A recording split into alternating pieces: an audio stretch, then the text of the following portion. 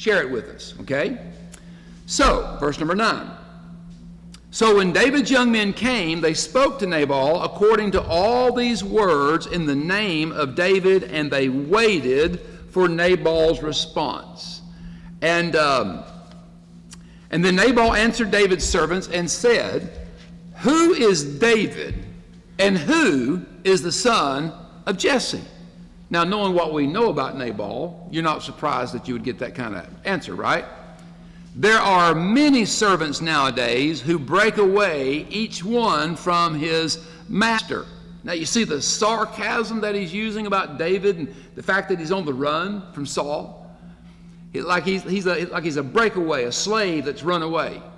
"Shall I then take my bread and my water and my meat that I have killed from my shearers and give it to men when I don't know where they are from?" So that's not a very good response, is it? So let me ask you a question. With that response, what did Nabal just do?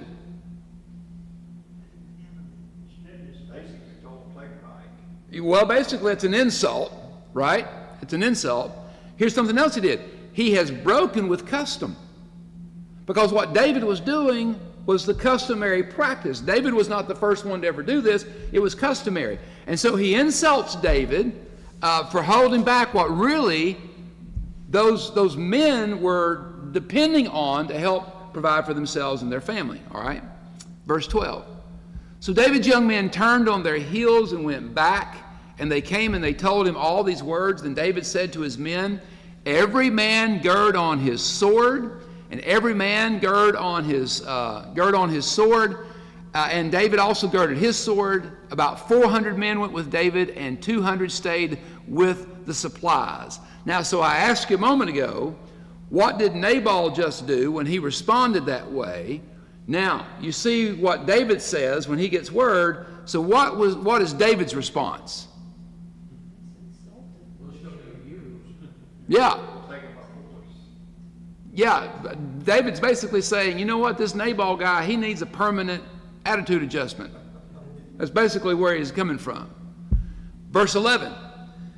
Now one of the young men told Abigail, Nabal's wife, saying, "Look, David sent messengers from the wilderness to greet our master, and he reviled them." Now, let me ask you a question. So Nabal's servant understands the severity of how Nabal responded to David, okay? Now, it says he reviled them. What does it mean when you revile somebody? It means to be insulting. It means to scold people in a disrespectful, angry, insulting manner.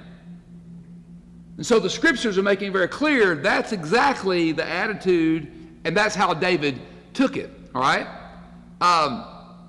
And so basically, here's what Nabal did.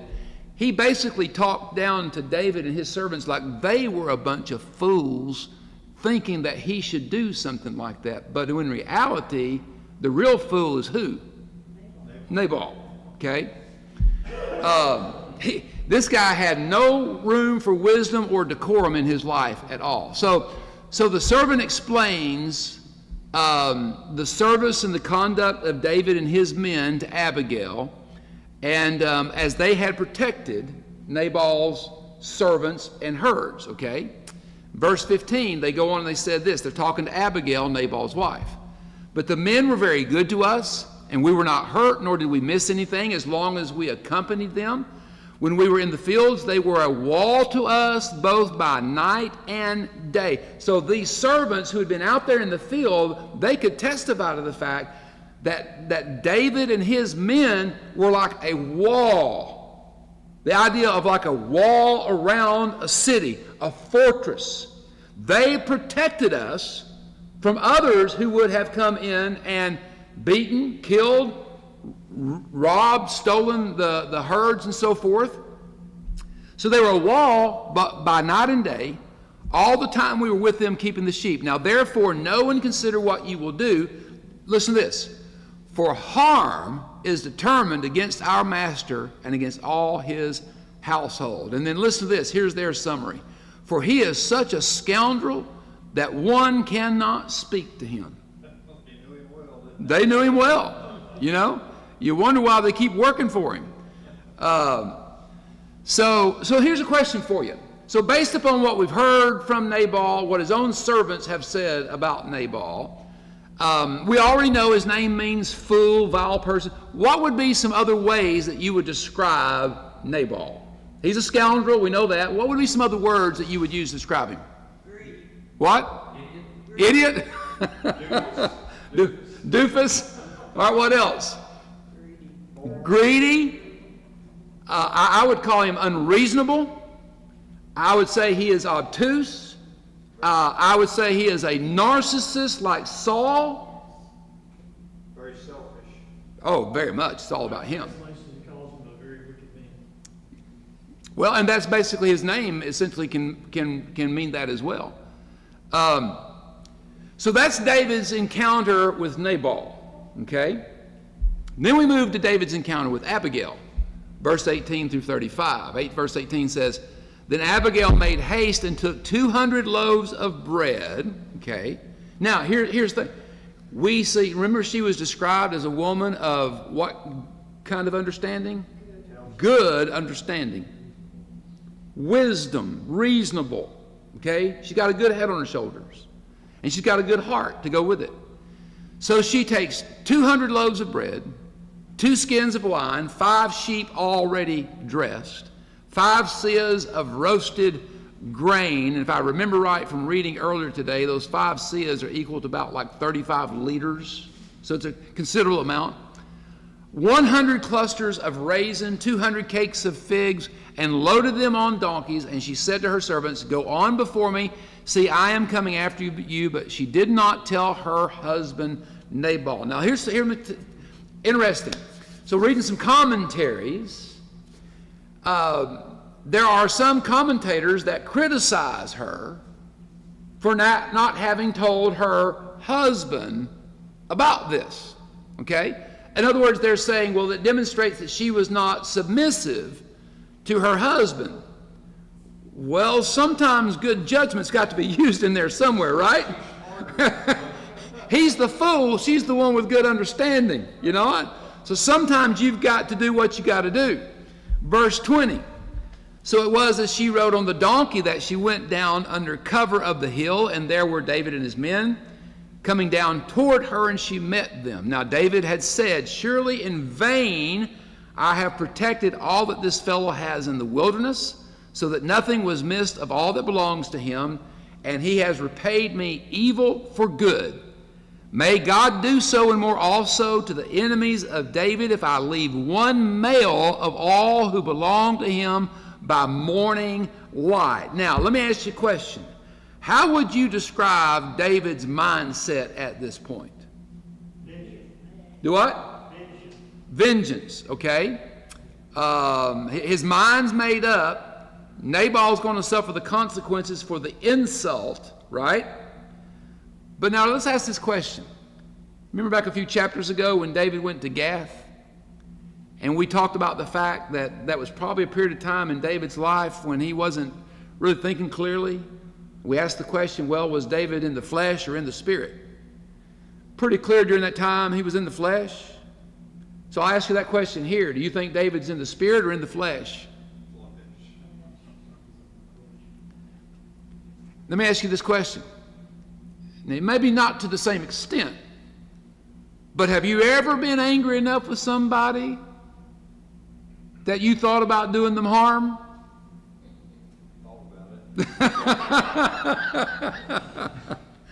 Maybe even said something like what David says, you know, I'm going to give them a knuckle sandwich or whatever, you know. So here's my question. When we do that, are we in the flesh or in the spirit? So we can't be too hard on David, right? Verse 20, yes? To me, this is a great example of how God, when we are tempted at something, God gives us a way of escape. And Abigail is opening that door for him, that he calmed him down. Yeah. And we'll see that in just a moment, because that really, it's interesting to see how this plays out, because David comes to realize that what he was about to do was not a good idea. Now, it could have been from human logic, it could have been justified, okay? But he comes to realize what I was about to do was not a good idea, okay? So verse number 23. When Abigail saw David, now we're going to read a long section right here, so just follow along. Now when Abigail saw David, she dismounted quickly from the donkey, fell on her face before David, and bowed down to the ground. So she's showing what before David? Humility and respect versus the lack of respect and lack of humility that her husband did not demonstrate. Verse 24. So she fell at his feet and said, "On me, my Lord, on me let this iniquity be. And please let your maidservant speak in your ears and hear the words of your maidservant." Now I want you to think about this right here. Look at what she's doing. She says, "Let this be on me." In other words, she's saying, let the blame of what my husband has done be on me. So what is she doing at this point on behalf of her husband? She's interceding, right?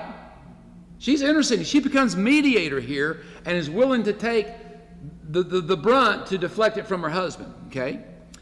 Please let your maidservant speak in your ears and hear the word of your maidservant. Please let not my Lord regard this scoundrel Nabal. So we know what his wife's opinion is, right? For as his name is, so is he. Nabal is his name and folly is his game. It says, and folly is with him. That's basically what it means.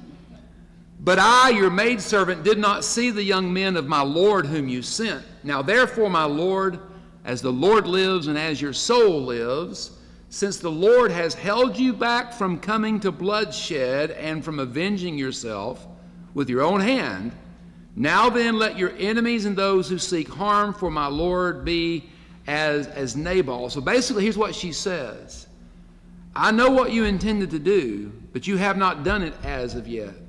And she says, because God has not allowed you to do it. And basically then she says, let anyone who intends harm to you be as Nabal is. Verse 27. And now this present which your maidservant has brought to my Lord, let it be given to the young men who follow my Lord.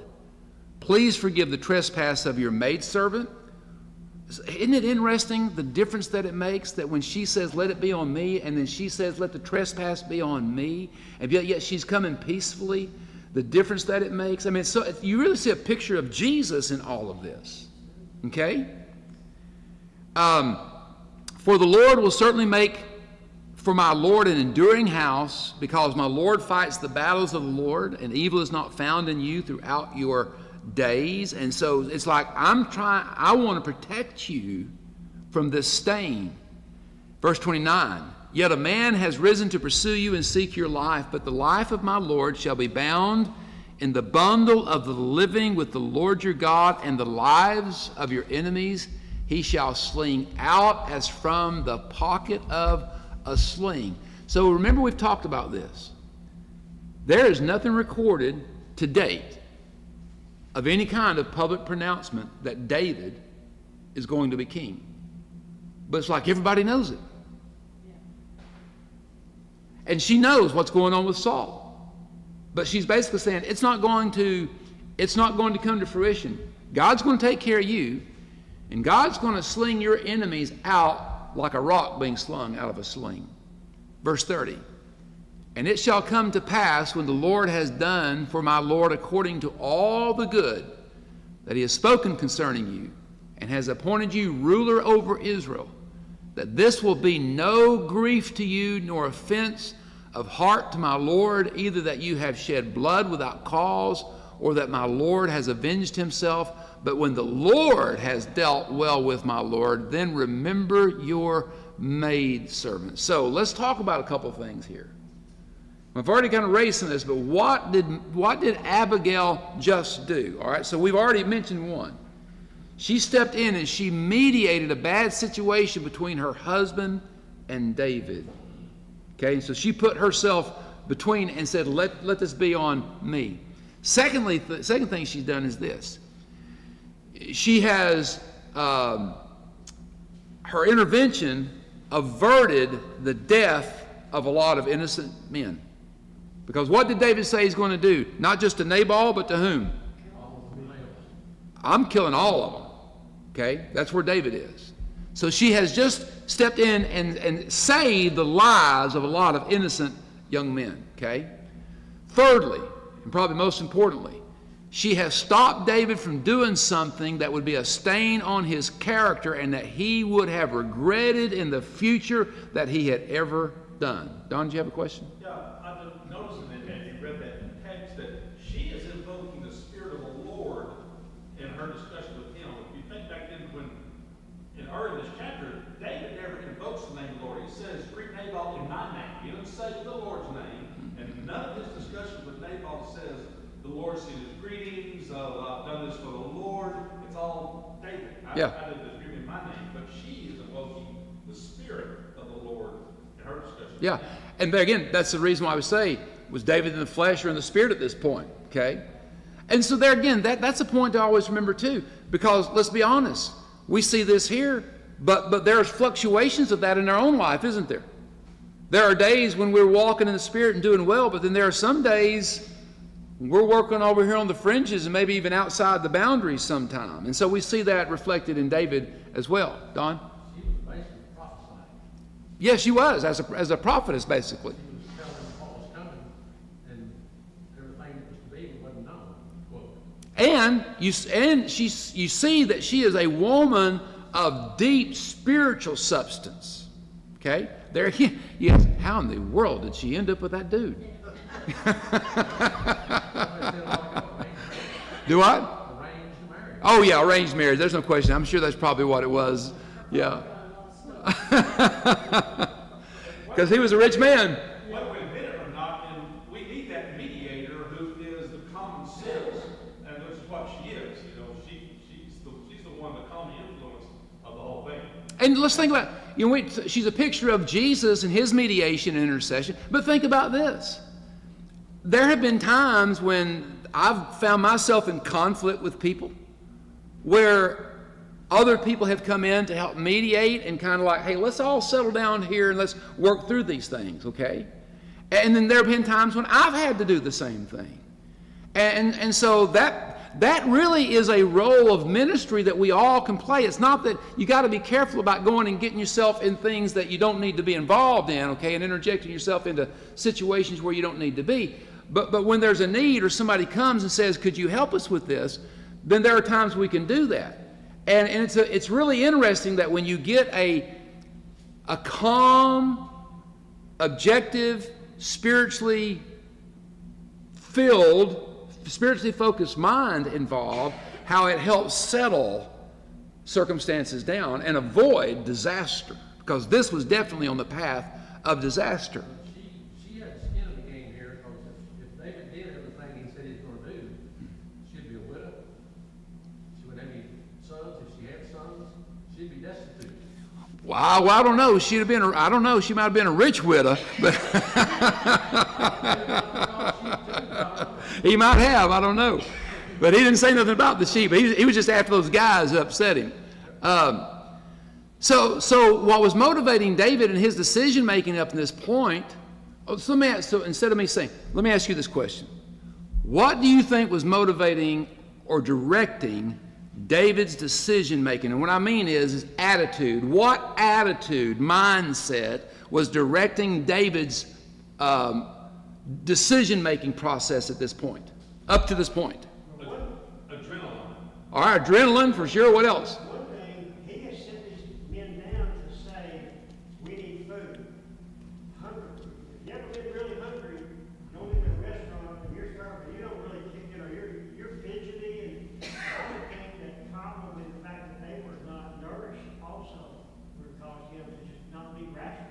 And there's no question that was a part of it, because I really think a big part of what was going on with David was, so let me kind of answer the question. What was motivating David's decision making right now? Emotion. I think it was anger. I think there was ego. But I think there was also, to him, I think for David, perhaps one of the biggest insults was he's got these men that are following him, and David takes serious his responsibility for taking care of his men. And they have done well and done right by Nabal, and all he's asking is just give us a little bit of food. And these men needed food for themselves and even perhaps for their families that weren't with them. And so in a sense, you might say, well, he was right to be angry, all right? But boy, you got to be careful with that. Because we might start out with something where we could say, well, there's a righteous anger to that. To some degree, you could say there was a righteous anger there because David wanted to see his men fed.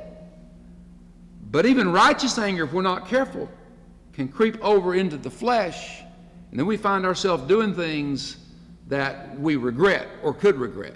So, for instance, give you an example. So it made me think about the words of Jesus concerning anger.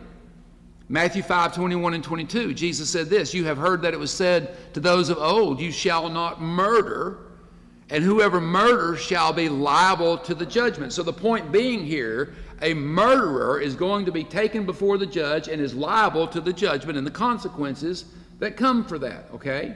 That's for murder, for wantonly killing a life unnecessarily, not in defense, but out of anger, okay?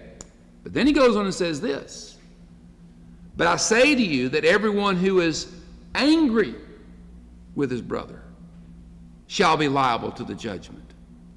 So in other words, what Jesus does, he takes out the actual physical act of murdering somebody, and he says just being angry out of a selfish mindset, out of a flesh mindset, is liable to the judgment. In other words, what he's saying is that kind of anger is really what's the root of murder. So that's what I'm saying. There is such a thing. Be angry and sin not, as Paul said in the book of Ephesians. He's talking about a righteous anger. But if we're not careful, that righteous anger can creep into unrighteous anger very quickly. Verse number 32 goes on and says, "Then David said to Abigail, 'Blessed is the Lord God of Israel, who sent you this day to meet me.'" Now I see the lights coming on with David now. He's starting to say, boy, thank you, Lord. I realized what I was about to do and how bad it would have been.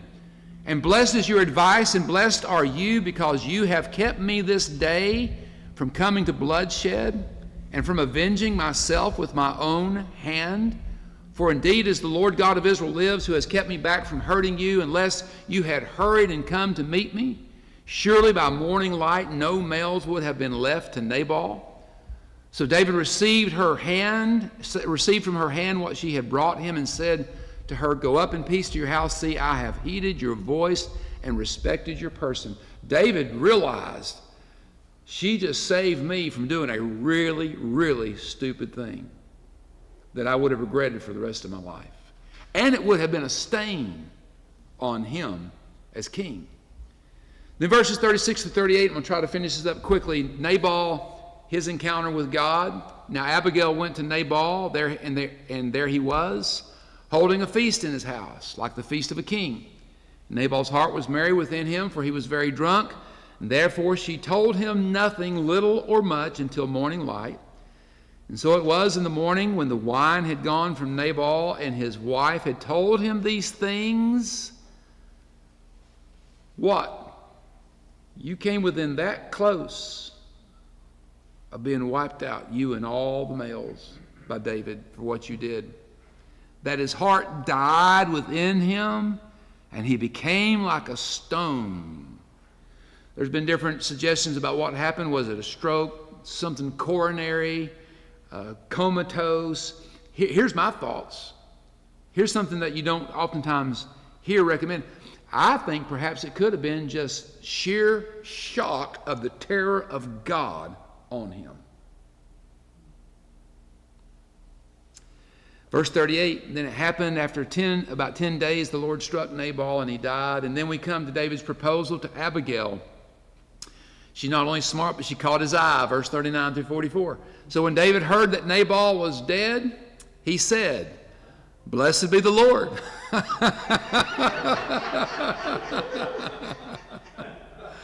"Blessed be the Lord, who has pleaded the cause of my reproach from the hand of Nabal, and has kept his servant from evil, for the Lord has returned the wickedness of Nabal on his own head."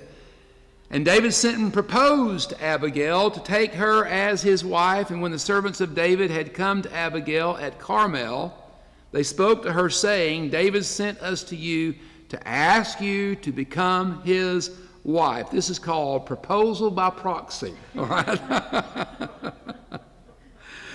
Verse 41, then she arose and bowed her face to the earth and said, here is your maidservant, a servant to wash the feet of the servants of my Lord. And so Abigail rose in haste and rode on a donkey and attended by 5 of her maidens, and she followed the messengers of David and became his wife. David also took Ahinoam of Jezreel, and so both of them were his wives. And so now David has done what? Polygamy. He has stepped into polygamy. This is his third wife, Micah. Now we read verse 44, Saul gave her to another man, but she was formerly married to David. And now he has these 2 other wives. And as he continues, he adds wives and concubines. But here's what he's doing. He's adopting the practice of the culture. Okay? But let me tell you where this goes. He sets up the very thing that will be the downfall of his son, Solomon, the king. Because after David dies, Solomon becomes king. God blesses him, wisdom, the kingdom increases, but he adds wives, hundreds of wives and concubines, most of them in deals with kings and rulers and so forth, but all of them pagan. And the Bible's very clear in making the statement that the reason why the kingdom ends up being divided and the northern kingdom being taken from Solomon's son who would follow him was because Solomon multiplied wives. And it starts right here. Daryl? This is kind of an unrelated question, probably, but when we talk about deacons being the husband of only one wife, I know in today's environment, we pretty much look upon it as meaning you've not been divorced, remarried, or something like that. Do you think that maybe the Bible was talking more about times like this where kings and a lot of Israelites, a lot of people had multiple wives at one time, and God didn't like that? What's your thoughts on that? I think that probably could be a factor in it. It's the idea of that after there have been, multiple marriages and so forth, and there are still wives or husbands living for whoever it may be, it's going to create some issues and conflicts. But I think really the idea of it is that what God's ideal is one man, one woman. That's always been God's plan. At a time or for life? Ideally for life. Now we know in reality, that doesn't always happen. And I don't think that divorce is the unforgivable sin. We know that it is not. But it can be like anything else in life. Choices have consequences. And a lot of times it has to do, sometimes the context, the circumstances under which divorce and remarriage take place. There are some biblical grounds for divorce, all right? But you have to be careful when you start going down that road and you're picking and choosing, saying, okay, well, this one's okay and this one's not. You put yourself from a ministry perspective and leadership perspective, you start putting yourself on some really shaky ground. And so it's been found, because I'm of the opinion that I know that there are men who potentially, given the circumstances, could serve because of how previous marriage might have gone and so forth. But you put yourself on shaky ground when you have to start picking and choosing. And so it's best to operate on a single policy that basically focuses on God's original ideal and plan. And I think that when the New Testament talks about husband and one wife, I think that's the primary thing that it's talking about, is what God's original plan is one man, one woman for life. Okay? All right. Any other questions? Yes. Approximately how old do you think David was at this time? Was he still a young guy or middle age? Well, David reigned as king for 40 years. If I remember right, David died, I think, in his 70s. I can't remember. So David's probably in late 20s, early 30s. Because he's not too far. We're not too far from the time when he becomes king. Okay? All right, any other questions? All right, we're going to wrap it up. Thank you for joining us online, and have a blessed evening. Thank you. I'm going to turn it over to Brother Terry, and real quick before he comes, let me just make a reminder that any of you that would, and so these are mostly ladies, so it would be primarily helpful if I had some ladies that make some follow-up telephone calls to some of these moms that have registered kids for Vacation Bible School. All right?